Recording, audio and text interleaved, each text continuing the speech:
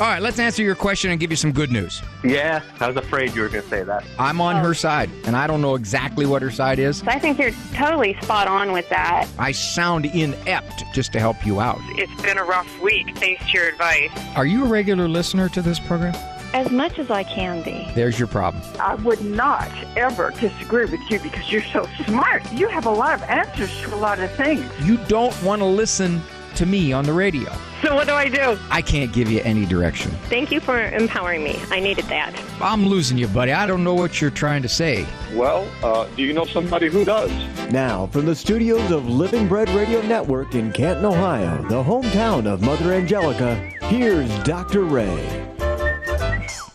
Very nice to have you with me here on The Doctor Is In, Monday through Friday, 1 o'clock Eastern Time, co-production, EWTN Global Catholic Radio Network, and the Ave Maria Radio Communications. My producer man, Andrew Kruchek. He is also the editor of these look-back calls.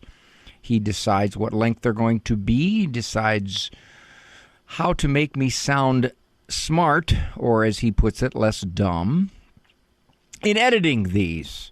Now, these are previous calls, and they make the cut as a call that can be extrapolated upon, talked further about regarding terminology within the call that might need clarification, regarding a couple of directions we could have gone, but we stayed on track because the caller pretty much dictates where we're going to go. So, on Look Back Friday, I talk more. I call it embellishing the call, but in fact it's just more words on my part. We'll get to those. A friend of mine was a school teacher at a local Catholic high school. And he tells me that he would routinely say during a test to a student, or maybe more students, what is so interesting about your lap? As they would be looking down. Now, typically, there was a phone secreted away down there. Some of the kids weren't so subtle, so he could pick up on it. Other kids were subtle. Very common. Phones made teachers' lives very, very difficult. More than one teacher has told me that it's not unusual. Sorry, little Tom Jones impression there. It's not unusual for kids to take a picture of the test or parts of the test and then show it later to their friends and later coming up classes or selling it. So the phones in the classroom just dramatically complicated the lives of teachers. And it hurt the kids too, because in fact they were looking for ways to get around the expectations of performance. I most recently saw an article, and I think the number is now at 38. I'm willing to be corrected on that, and Andrew Kruchek, if you want to check this out here. The most recent tally of the number of states who have either implemented or are considering to implement an all-day school ban of phones. I think that is a wonderful step in the right direction. Now, for most of them, as I understand it, this ban includes only in the classroom. So that means lunch, hallway, perhaps extracurricular activities during the day. I would like to see it, those are not to be out at all. They are to be either in your locker, in a purse. They are not to be out at all. And I don't know how many school districts would feel they have the authority, because school districts have become rather wimpy. They truly have. They've become very, very, very wimpy in saying, if indeed we see a phone out, we'll take it. It'll be in the office, and you get it when you leave. I would like to, myself, although this is probably rife with logistics problems, say, for example, third offense, the phone is taken and your parent has to come in and get it.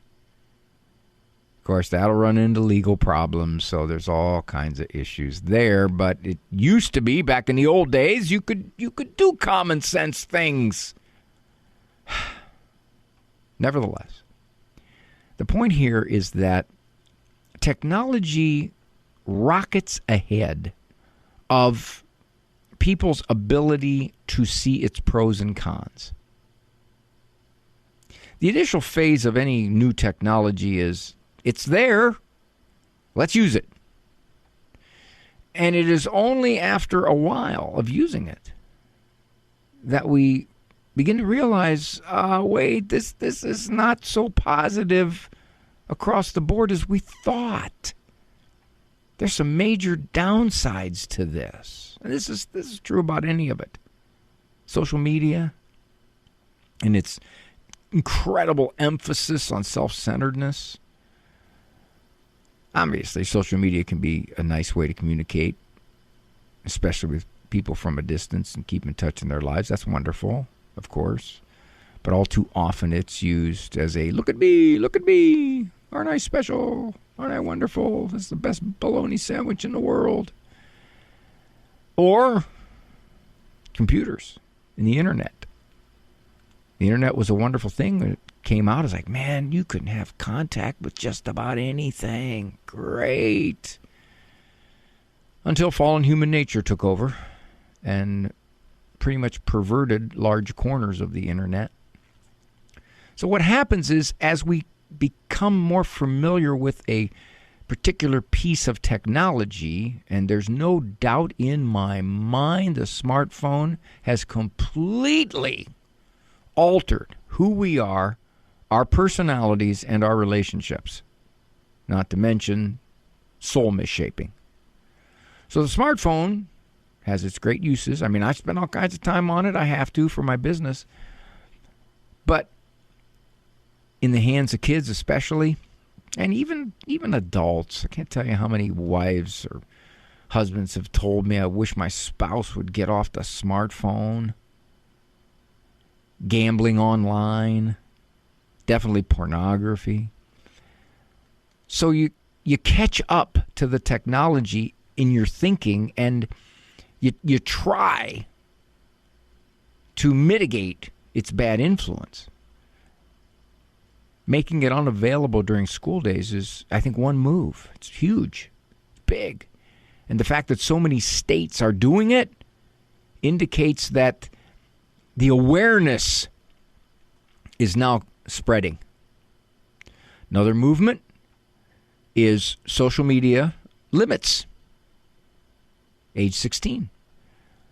I don't know how you enforce that. I don't know how you prove it, but it's there. Another one perhaps might be, and this could be controversial, TikTok.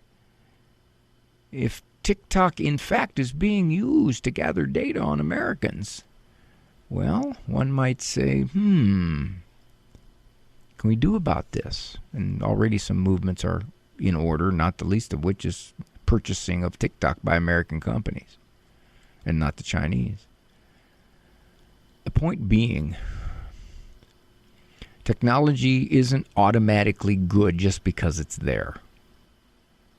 But that's typically our attitude. The technology is galloping ahead so fast that the average person can't keep up with it, or its implications, or its downsides, or its painful liabilities. So given that, I think the school movement here toward no phones during the day. I mean, this has been coming, but phones during the day have been around since what? Late 27, 28? Not 20.08, if you will. The year 28, not 28. We're not there yet. It's interesting to see it. I welcome it. When we come back, your past calls. That's exactly how I feel. How do you know, Dr. Ray? You're so smart.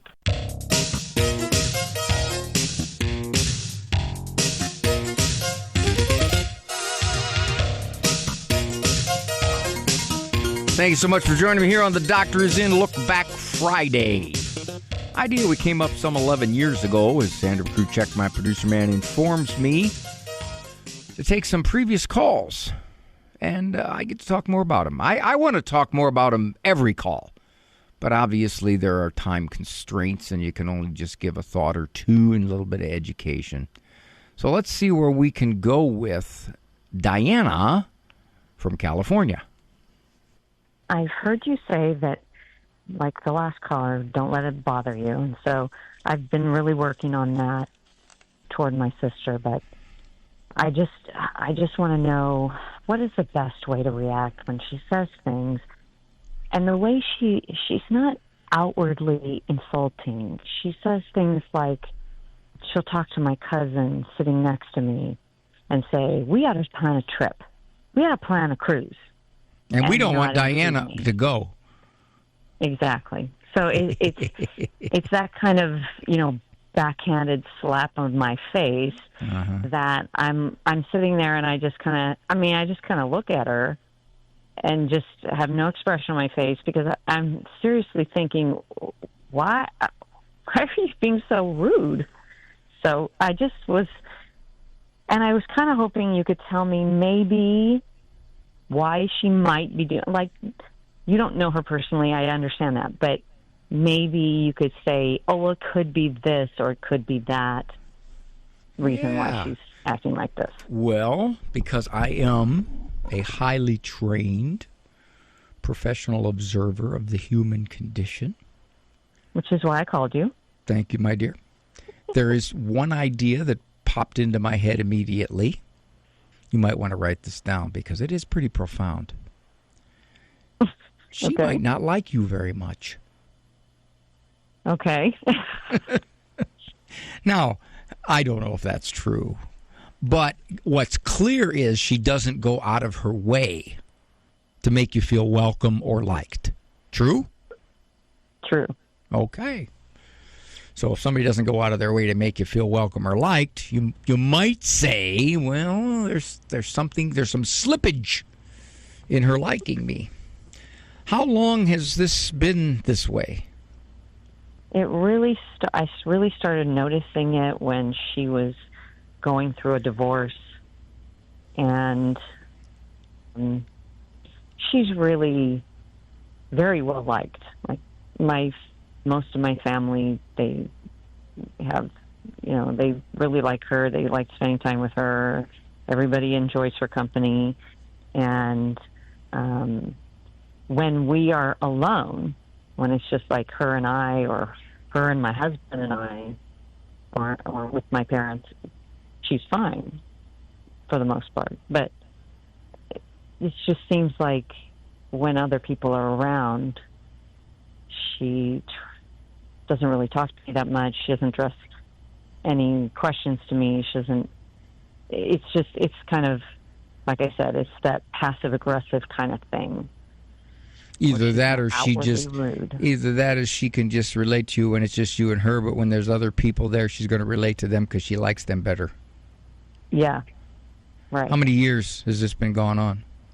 Probably around 5. Ooh, okay. Maybe a little bit longer. Is there something about you, Diana, that is different from the rest of your family? Well, not sure, but I probably got into my faith a little stronger. I knew it. But she is also faithful. She's got a divorce. She got the annulment. She's dating a man. She's not sleeping with him. She is faithful. Wait a minute. Hold on a second now. I don't want to dispute ya.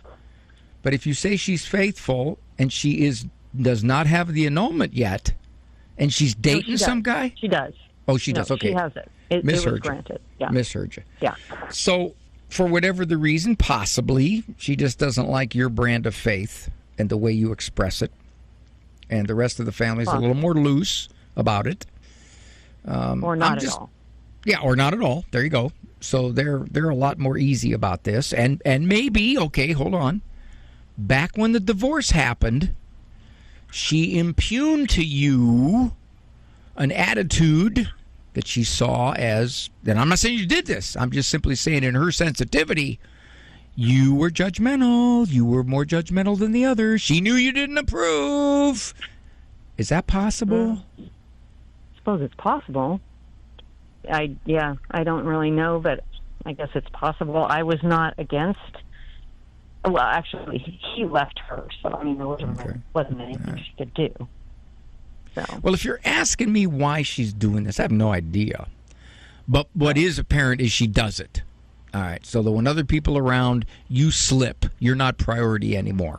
You're down number 3 or number 4. You're low dog. Okay. You're going to see her. Know that she's going to do this. Prepare for it. Right. So it doesn't shock you. So when she does it, you say to yourself, well, okay, that's what she does. I probably will never have an easy, close relationship with my sister. I'd like to. Isn't that what sisters are supposed to be for? But when it's not there, and you say to yourself, I'm going to go see her, and geez, here we go again. I don't know what she's going to do or say, and I have to brace myself. Yeah, either that or you just simply say, what do I expect? If she doesn't do that, oh, that'd be great. But if she does, it's no different than what she's done before. It's interesting how when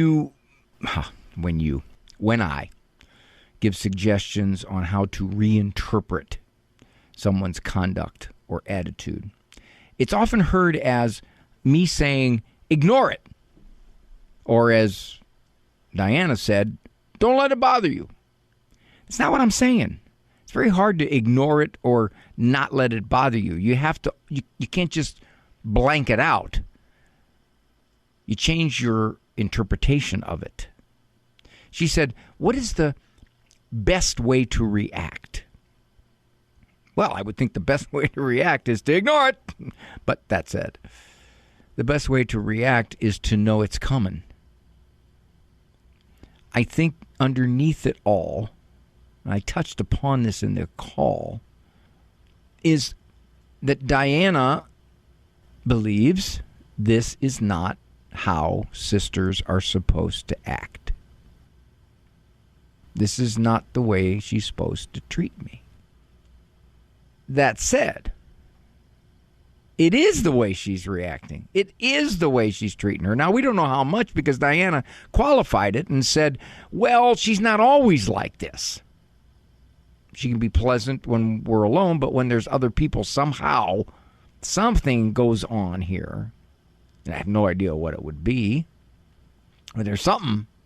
If Diana is reading the situation correctly, it's perhaps possible that this isn't happening and Diana is sensitive to it. But although I'm going to suspect there's truth to it, there's validity to it. It is happening for whatever the reason. Now, she said, why are you being so rude? That was what she was thinking. Why are you being so rude?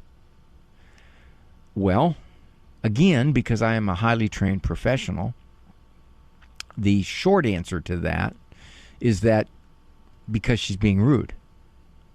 There's the short answer. The other answer is we don't know what her motive is in more or less dropping Diana down about 5 notches in the social priority list when there's other people around. I don't know. But she does it. Now, she said it started about 5 years ago when she was going through a divorce. It is hard to know. It really is hard to know when people get upset with you and they are not upfront and clear about why, which is oftentimes the case. It stems from the fact that they're interpreting, taking personal, something they believe you are thinking. If somebody says to you, you are so judgmental, you think to yourself, I've never said a word. I've never said a word about your conduct. They're really saying, I know how you think.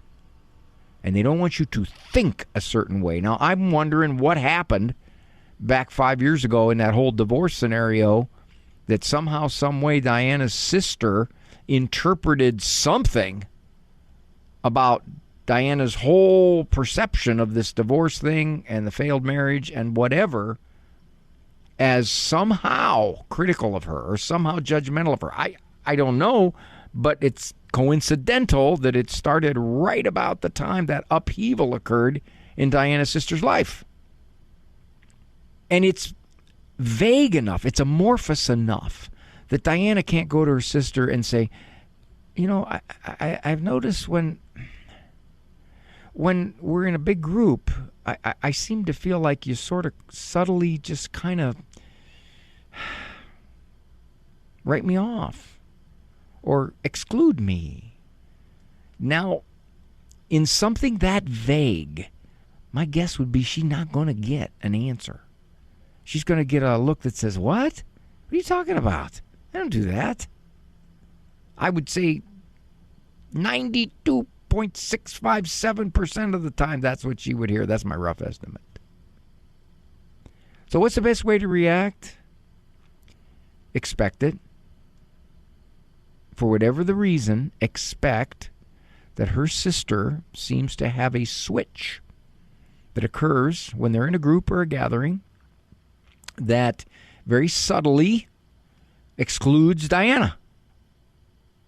She says, everybody likes her. Maybe.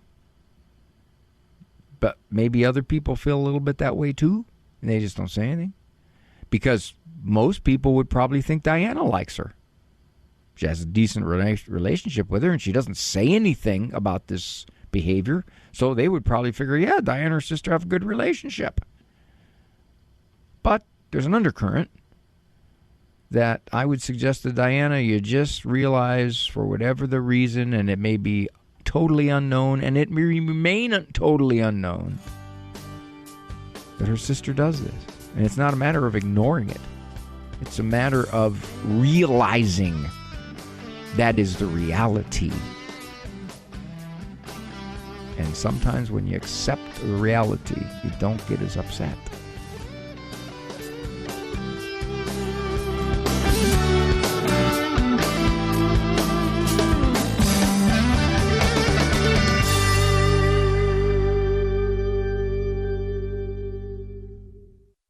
Hey, I'm going to be that unusual caller for you, calling in to pour praise upon you.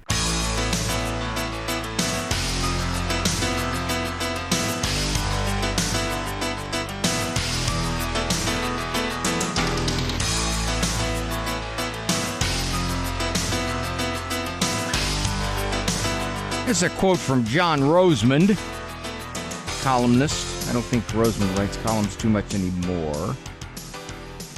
Parenting is not an intellectual endeavor. If it was, the smartest people would be the best parents, and I've never noticed that, he says. Good parenting is a matter of how rooted you are in the steady soil of common sense.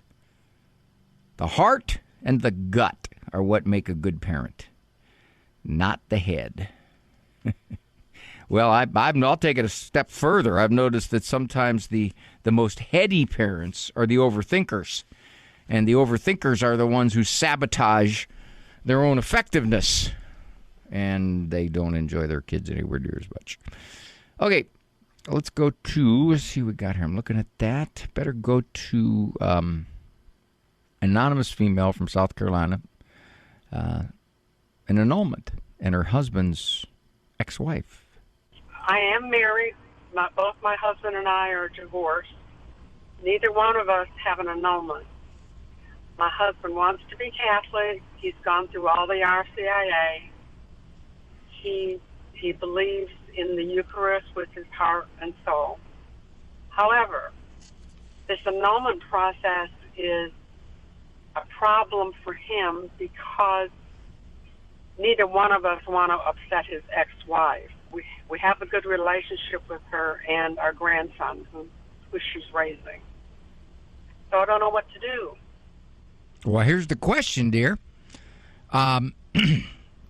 as you come closer to your faith and you want to live according to our Lord's words, and you recognize now, as you have morally matured about this, that the very right thing to do is to seek and take a look at those earlier marriages and see if in the church's eyes they were valid. That's the right thing to do. Now, if she says, what is this saying? That our years together meant nothing to you? That our kids are illegitimate? You can try to tell her, no, that's not at all what it is saying. But she ain't going to agree, right? Sorry. Yeah. Okay. So here's the question. Are you not going to do what is morally right? Because you want to go to communion. Now, really, at this point, you should avoid communion unless you're living together as brother and sister. So if you want to... No, we're not.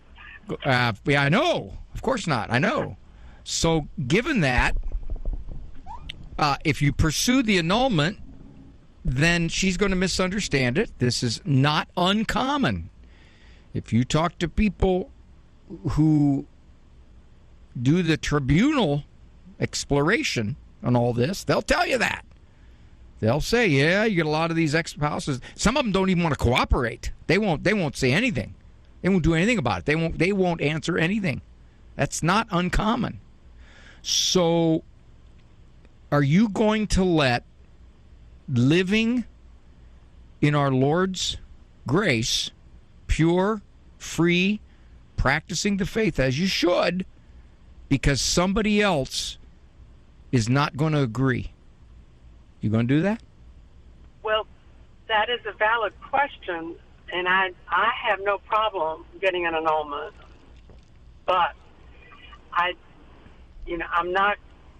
So far, I haven't convinced my husband because, this is his only grandchild. The dad is dead, and if he loses that relationship, then it's Is not he gone to communion? Is he gone to communion? Have I? Is he going to communion? No. Okay. You say he wants to become Catholic, or he is? He does want to. He's been through RCIA. Okay. Well, I think you ask him a couple of questions. How important is it for you to follow our Lord through his church? How important is it? If he says, well, it's not important enough for me to risk alienating my ex-wife and what she might do to punish me, then you could tell him this. Well, I'm going to pursue it, and I'm going to live chaste because my conscience tells me that now I realize that we need to look into this. Not because it's a Catholic divorce. It's not. But because we want to do it our Lord's way. And I want to do it our Lord's way. And I can't have relations with you as long as you insist on being married to your ex-wife, because in the church's eyes, he is, if it was a valid marriage. And it's presumed valid until you take a look at it. Yeah. So I think what you do, honey, is you kind of point out to him, you can't have it both ways. You're going to have to make a decision. I think number one reason that as I've seen it over the years, that people either leave the Catholic faith or compromise with it on their own terms is it becomes morally inconvenient. For example, I know what the church teaches about artificial contraception. It's taught that from the beginning, okay? This is a teaching that comes from the apostles. This isn't something they concocted when the pill came out. So, in fact, that's inconvenient for people who are married or people who aren't necessarily married but are living together. It's inconvenient. So that particular aspect of the faith, I will either ignore or I'll leave the faith. I'll go to a denomination or independent church who that's not a problem. Or divorce and remarriage. That's the situation here with our anonymous caller. It's very inconvenient. He is living in fear that she, his ex-wife, will take retribution and say, you're not going to see your only grandkid, so therefore you better not become Catholic. It's an interesting threat, isn't it? It's in essence telling our Lord, I'd like to be part of your church all the way, Lord, but you see, but the cost, there's a cost there, and I can't take on that cost. Now, I would guess that if you polled 100 people, the majority of them, the vast majority probably, and a lot of them, even Catholic, would say, yeah, I can understand that. That's your grandkid, and you really don't want to lose a relationship with your only grandkid. So really, that's, just kind of continue to live as you are, and hopefully, at some point it'll alter the circumstances. That's what they'd say. I don't know how many of them would say, indeed, if you're convinced that the Catholic Church is our Lord's church and you refuse to join it because there's a byproduct here that's unpleasant. I'll talk just a few minutes more about that on the other side. It's Dr. Ray. The doctor is in, the doctor is out.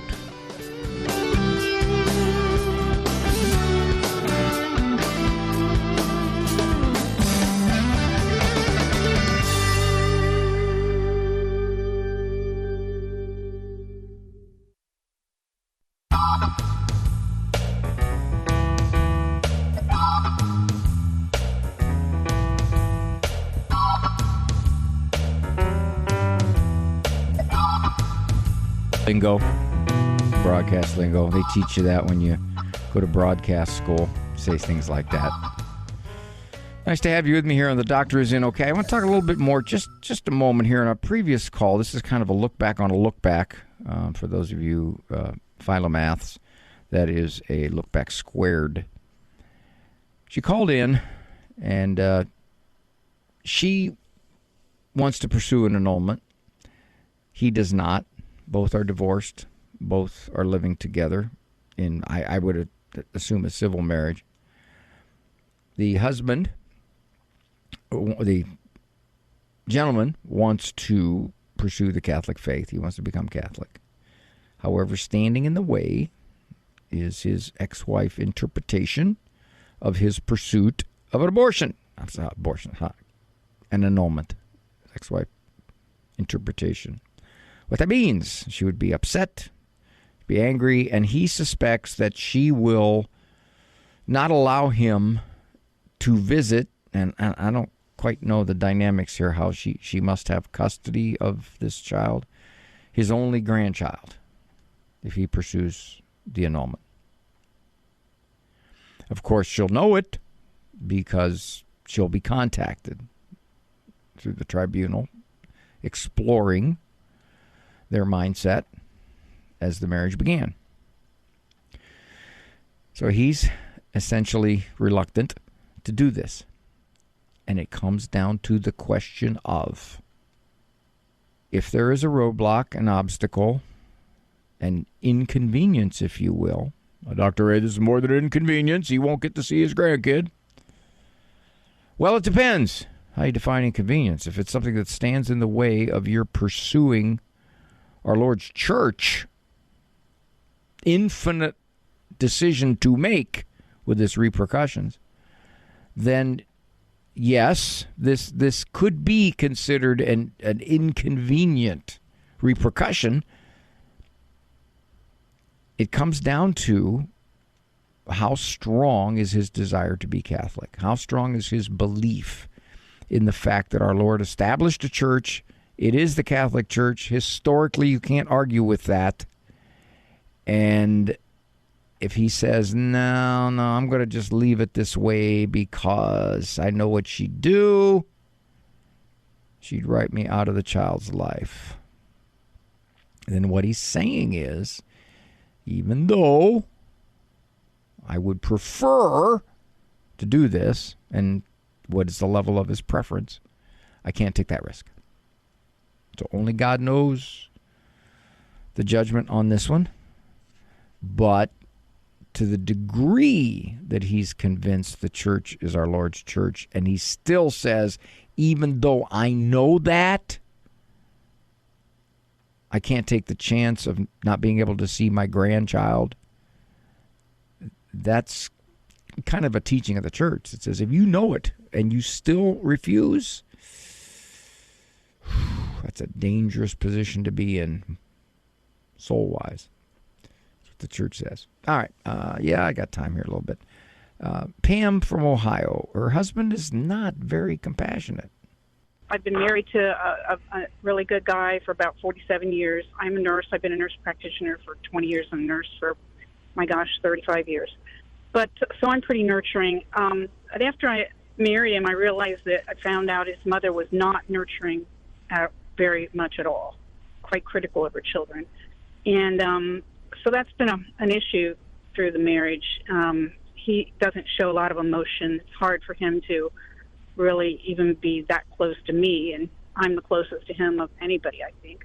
But anyway, the other night, he knows I'm very afraid of fire, because I had some experiences with fire when I was younger, and our AC unit outside was surging, and I was, the light was flickering in the one room, and I said, I keep hearing this surging sound. It was time for bed, and first he didn't believe me, and then he said, so he comes in the room and he listens, and he heard it as well. And I said, I'm really afraid to go to sleep because I'm afraid that could start an electrical fire or something while we're sleeping. And, I don't think I'm going to be able to sleep. This is making me nervous. And he was pretty irritated with me at that point. But I said, can you please just turn off the unit because I don't trust it. Well, he eventually did turn off the unit.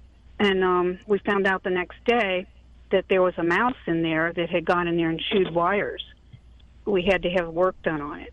Did he say, Pam, I'm glad you made me do it. I didn't want to, but you did, and you were right? No. He didn't even say, thank you for, letting me know that. No, he never would. He doesn't apologize for anything. He never says thank you for letting me know that, anything like that. Okay, hold on. You're confusing me, Pam. Do you know why? No. Because in your second sentence, I believe it was, you said he's a very good guy. Well, he is a good guy. He's a good provider. He's, and you've been married 40, did you say 42 years? 7. 47 years. Okay. So I'm going to assume you're not going to leave him. That safe assumption? Probably not at this point. Okay. I'm just looking for how can I calm myself when I get no... Oh, yeah, easy. Don't take it personal. Cuddling or... compassion. What you can say is, this is very much what I would like. Now, I'm not saying this to him. You say it to yourself. It's very much what I would like. But 47 years has told me I don't live with a guy like that. Correct. Not going to happen. It's not going to happen. So here's the question, and I know you could probably smack me for this. Why are you still tormenting yourself about this after 47 years? I'm doing better with that, and I just did some deep breathing and tried to relax and calm myself down about it and said that, I just have to self-soothe because that's all I got. Well, here's what I think you're doing, Pam. If he really loved me, he wouldn't be like this. I've told him many times how much this means to me, and it makes no difference to him. Makes no difference. So what does it really say about him, about us? So that's what you're doing. He doesn't apologize. I don't know why he doesn't apologize. I'll tell you, I think why guys don't apologize is they're insecure, but that's another story. I'm sure that's part of it. Yeah, you can't admit he's wrong. You just can't. It's too much to admit, too big a rock to put on his shoulders. Here's what I would say, my dear. You've been married 47 years. And obviously there is stuff that is not there in your relationship that you'd very much like to have there. But it's not. And try as you might, he just doesn't do this. Now, you think it's because of his mom. I'm not sure about that. It could be other factors. It could be just the way he's wired. But you're going to have to stop taking it personal. That it means he doesn't love you. It means he doesn't care. It means he doesn't at all think about what you'd like. You can't do that. You keep doing that, my dear, and you're just going to frustrate yourself terribly. It wouldn't be unusual for someone to say, Dr. Ray, she needs to tell him how this means to her, what this means to her. She needs to let him know. Well, first of all, the assumption is safe that she has done this, 47 years worth of this. Only probably most recently has she stopped talking about this because she's trying to accept that this is not an affectionate guy. This is not an expressive guy. She says he doesn't say thank you. He doesn't say I'm sorry. And she used the air conditioning thing as an episode. Now, she imitated his huffy sigh when she told him, I can't sleep because I'm afraid. She said he went, verbally conveying, this is ridiculous. There's nothing dangerous out there. And even if it should go on the blink, it's self-enclosed. Nothing's going to happen. That was his thinking. So when he found out there was a mouse in there chewing it, his attitude probably was, well, that's okay. It would have shorted out. We would have blown a fuse, and that's it. That's how he's thinking. So he thought she's just ridiculous and being so scared. Now, one might say, well, would it be nice if he kind of had a softer response to her on this? For heaven's sakes, even if he thinks it's ridiculous, she's nervous, she's scared, she's got a history with fire. I can do this. But the fact that he didn't is to her a reminder. It's a reminder, and this is what's eating at her. It's just like scratching the scab off. Every time she thinks she's got a scab over it and she can deal with it, then there's another indication that part of his personality, and I do think that it would be safe to say it's probably who he is, because she said she's the one he's closest to of anybody, and he's not really close to anybody. That's what she said. So there's something within his personality that keeps him aloof, that keeps him unexpressive, that keeps him withdrawn. So she sees aspects of their marriage that are solid. She said he's a good provider. I didn't question her about any more. We could have. If we were in therapy, we would have talked about that. But the aspect of his warmth, if you will, in the relationship is not there. And it hasn't been there for 47 years. And she said, I noticed it right after I married him. Which is interesting, too, because didn't you notice it before? Either that or he was much more willing to be expressive while they were dating or courting because he wanted to win this woman over. But once he had her, he could relax. I don't know. Go back to his personality. I don't know. It's all speculation. But it does sound like that's who he is, according to her description. So she keeps feeling neglected. She keeps feeling unappreciated. She keeps feeling betrayed by the fact that he just doesn't do this. And if he were more sensitive to her feelings and her desires and her wishes, he would do at least a little bit of it. And I think that's what just destroys her peace. To the degree she could get to the point where she says, that is who he is. I'm not going to convince him to be any different. And therefore, that is the state of our marriage. And I'm going to do my very best to be at peace and to find satisfaction in other things within our marriage. And that one, I'm just going to have to recognize and keep telling myself over and over again, it's not something that is likely to happen much, if any. Dr. Ray.